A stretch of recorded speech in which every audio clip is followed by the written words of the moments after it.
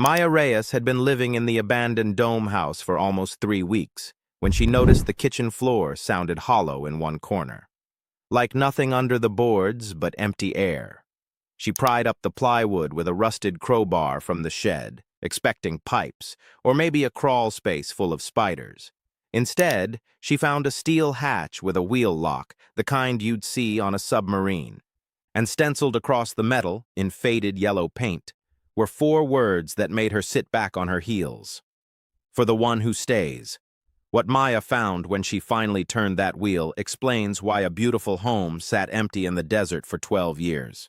But to understand what was waiting down there, you need to know how a 21-year-old girl ended up sleeping in a stranger's house in the first place.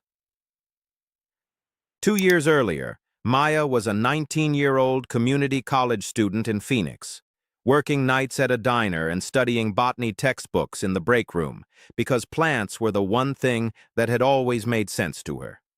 Her mother, Rosa, cleaned offices downtown and grew tomatoes in coffee cans on the balcony of their 1-bedroom apartment. They didn't have much, but they had a rhythm, the two of them. Sunday menudo, novellas on the couch, Rosa's hands in the dirt of those coffee cans every evening, no matter how tired she was. Then Rosa started losing weight.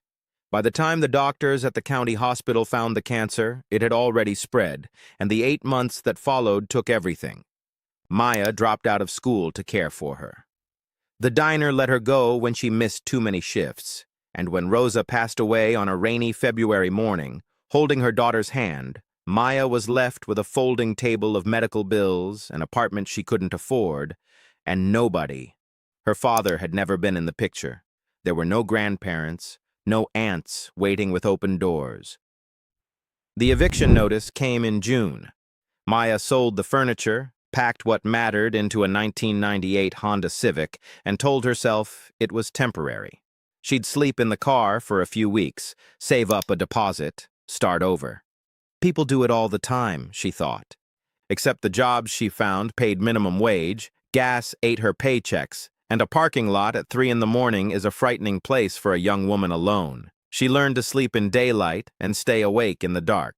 She learned which gas station bathrooms had working locks. She learned that when you tell people you're homeless, they stop looking at your face. In late October, the Civic gave out for good on a 2-lane highway in the high desert north of Phoenix, coughing smoke near a faded sign for a town of 900 people. The mechanic in town quoted her $1,200 she didn't have. So Maya started walking, looking for anything. A barn, a church, somewhere out of the wind, because desert nights in autumn drop close to freezing. And that's when she saw it, about a half-mile off the road, up a gravel drive swallowed by creosote bushes and tumbleweed. A geodesic dome rising out of the desert like a giant honeycomb of triangles, its skylights catching the last orange light of sunset. She almost kept walking. It looked strange, honestly, like something from a science fiction magazine. But strange also meant hidden, and hidden meant safe. Maya climbed the gravel drive, past a leaning mailbox with no name on it, past a collapsed greenhouse with shattered panes, and knocked on the weathered front door of the dome. Nothing. She knocked again, called hello into the wind, then tried the handle. It was unlocked. Inside, the air smelled like dust and old cedar. Her flashlight beam swept across a curved living room with a wood stove at its center, bookshelves built to fit the sloping walls, and a spiral of triangular windows overhead, already filling with stars. Everything was coated in 12 years of dust, but nothing was destroyed. No squatters had trashed it. No animals had nested in the couch. It was as if the house had simply been holding its breath. On the kitchen table sat a single coffee mug, washed and turned upside down on a towel, the way you'd leave it if you expected to come home. Maya slept that first night on the couch under her coat, and for the first time in months, she slept until morning. She told herself she'd stay 2 days. 2 days became a week. She found the well pump out back and got it working after an afternoon of scraped knuckles. She found oil lamps in a closet, canned food in the pantry still years from its date, and a woodpile under a tarp behind the shed. And everywhere she looked, she found traces of the man who had built this place. A denim jacket on a hook, sized for someone tall and thin, reading glasses on a stack of seed catalogs from the 1990s, and photographs on the curved wall, dozens of them, showing the same couple across decades. A lanky man with kind eyes and a sunburned neck, and a small silver-haired woman laughing in almost every frame, usually holding flowers. In one photo, the two of them stood in front of the half-built dome, young and covered in sawdust, arms around each other like they'd just gotten away with something. Maya started talking to the photos. It sounds crazy, maybe, but when you've been invisible for a year, an empty house full of someone's love feels like company. She cleaned the dome room by room, telling herself it was rent. She reset the stones along the front path. She cleared the dead vines out of the ruined greenhouse and found, tucked in the corner, one stubborn desert rose still alive after 12 years of neglect. She watered it. It felt important. Then came the morning in the kitchen, the third week, when her boot heel struck that hollow note in the floor. The crowbar, the plywood, the steel hatch with its wheel lock and its faded yellow stencil. For the one who stays. Maya stared at those words for a long time. Every horror movie she'd ever seen told her to leave it alone. But something else, something that sounded a little like her mother's voice, told her that a man who washes his coffee mug before leaving forever doesn't hide anything cruel under his kitchen. So she gripped the wheel with both hands and turned. It resisted, shrieked, then gave way.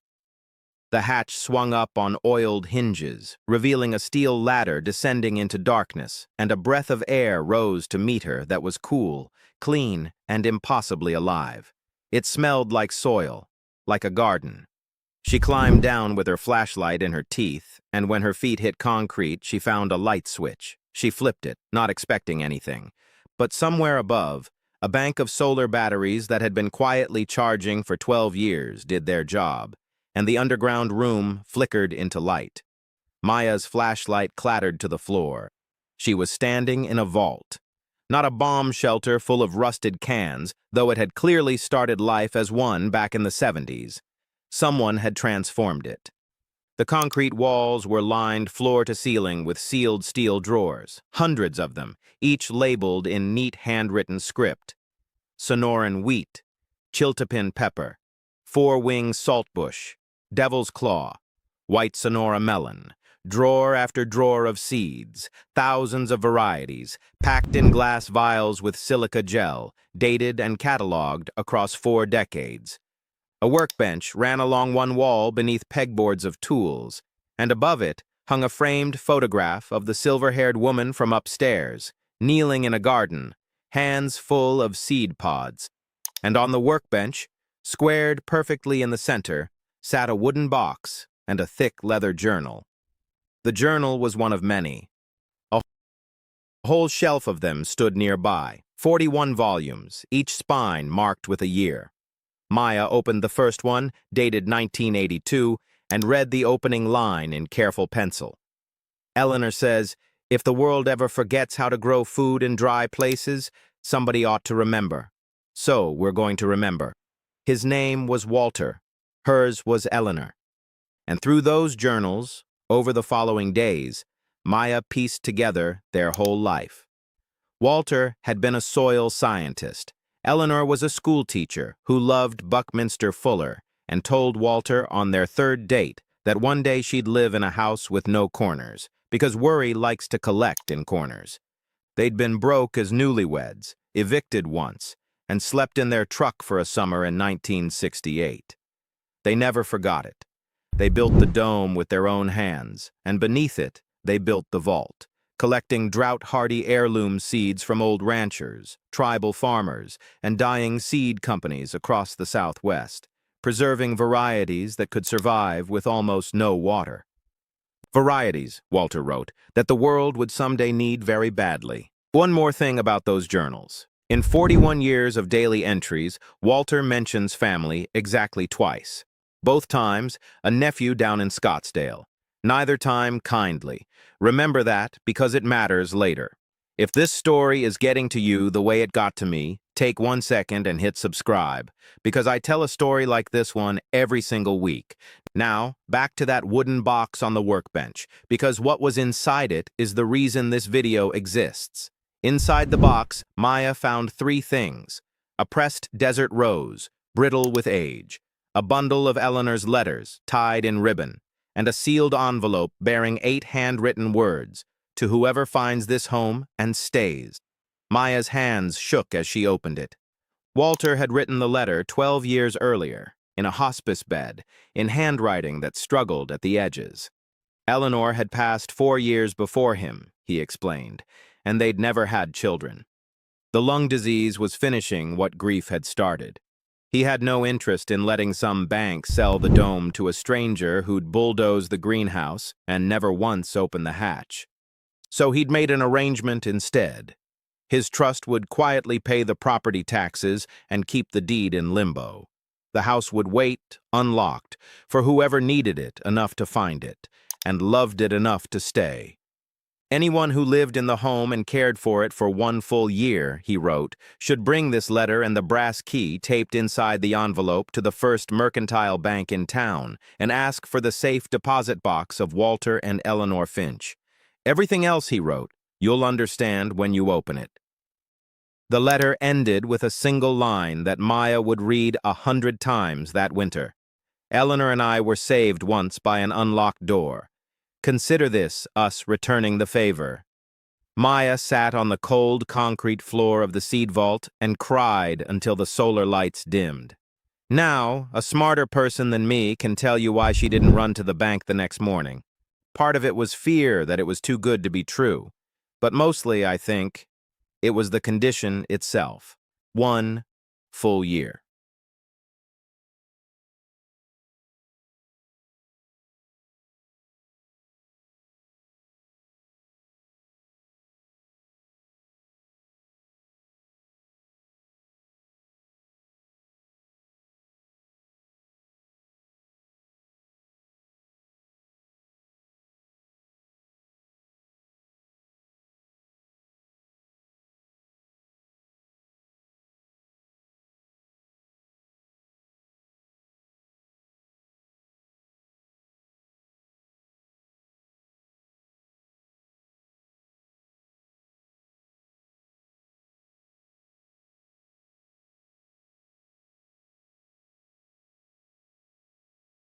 As Dale Finch, Walter's nephew from Scottsdale, and he did not shake her hand. He'd heard a vagrant girl was squatting on his late uncle's property, he said, and he'd already spoken to a lawyer about the estate. He gave her 30 days to clear out before the sheriff would do it for her. Then he looked up at the dome, at the home Walter and Eleanor had raised out of the dirt with their 4 hands, and said the words that made Maya's fear turn into something harder. "Ugly old thing," he said. "The land's worth more without it." Maya didn't sleep that night. But the next morning, instead of packing, she walked the 4 miles to town and did something she hadn't dared do in a year of being invisible. She asked for help. She showed Dot the letter. Dot closed the store and drove her straight to the office of Harold Bloom, a semi-retired attorney with a hearing aid and a filing cabinet older than Maya, who read Walter's letter twice, took off his glasses, and started to laugh. "I wrote this trust," he said. "I've been waiting 12 years for somebody to walk in with that key." And then his face went serious, because there was a problem. The trust's condition was 1 full year of residence and care. Maya was 4 months short. If Dale forced her off the property before October, the clock would reset, the trust would eventually dissolve, and the estate would pass to next of kin. To Dale. Harold could file motions and slow things down, he said, but the strongest evidence would be the town itself. Witnesses that Maya lived there, worked the land, and cared for the home. What happened over the next 4 months is the part of this story that the people in that town still talk about. Dot testified to the county that Maya had been a resident since October. The mechanic, the postmaster, and the pastor all signed statements. When Dale's lawyer argued that a homeless girl couldn't possibly maintain a property, half the town showed up on a Saturday to help Maya rebuild Eleanor's greenhouse. Not because she asked, but because by then she'd shoveled Dot's walkway all winter, tutored the mechanic's son in biology, and brought seedlings from Walter's vault to anyone with a windowsill. Dale had a claim on paper. Maya had a town. On October 9th, 1 year and 1 day after she first knocked on that weathered door, Maya sat in Harold's office with the brass key on the desk. Dale sat across from her, arms folded, certain the safe deposit box held the deed, and certain his lawyers would tear the trust apart. Harold opened the box. Inside was the deed to the dome and 40 acres, exactly as promised. But there was also a second letter, one Harold himself had notarized 12 years earlier, and when he read it aloud, even Dale went quiet. Walter had anticipated everything. If any relation of mine contests this gift, the letter said, let them first answer one question under oath. Name one thing Eleanor grew. Dale couldn't. He had visited the dome twice in 30 years. He left without shaking anyone's hand, and the deed went into Maya's hands, which by then had calluses in all the same places Walter's must have. But the house, it turned out, was the smaller half of the inheritance. When Maya sent samples from the vault to a university seed bank in Tucson, a researcher called her back within the week, and she could hear him trying not to shout. Walter's collection contained drought-adapted heirloom varieties believed extinct, crops that could matter enormously to dry land farmers as the desert Southwest grows hotter. Institutions offered to buy the entire vault. Maya said no. Instead, with Harold's help, she did what Walter's journals had been begging someone to do for 40 years.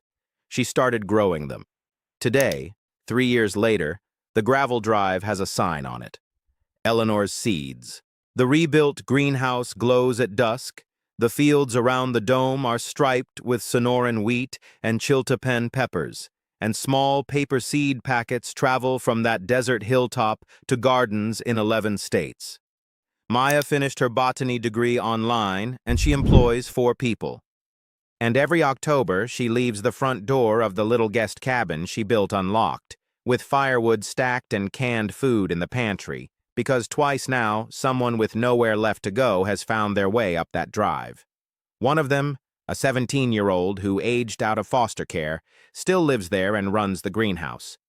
Maya keeps Walter's last journal on the kitchen table, next to a coffee mug she washes and turns upside down every night. On the final page, in that struggling hospice handwriting, Walter had written one last line. "A house is just a seed," he wrote. "It's waiting for the right person to plant it in." He was right. A dying man hid his life's work under a floor and bet everything on the kindness of a stranger he would never meet. And a girl with nothing but a crowbar and nowhere else to be turned out to be exactly the person he was waiting for. If this story moved you, watch the story on your screen right now, about a janitor who spent 30 years secretly slipping envelopes of cash into one family's mailbox, and what happened the night they finally caught him. I'll see you there.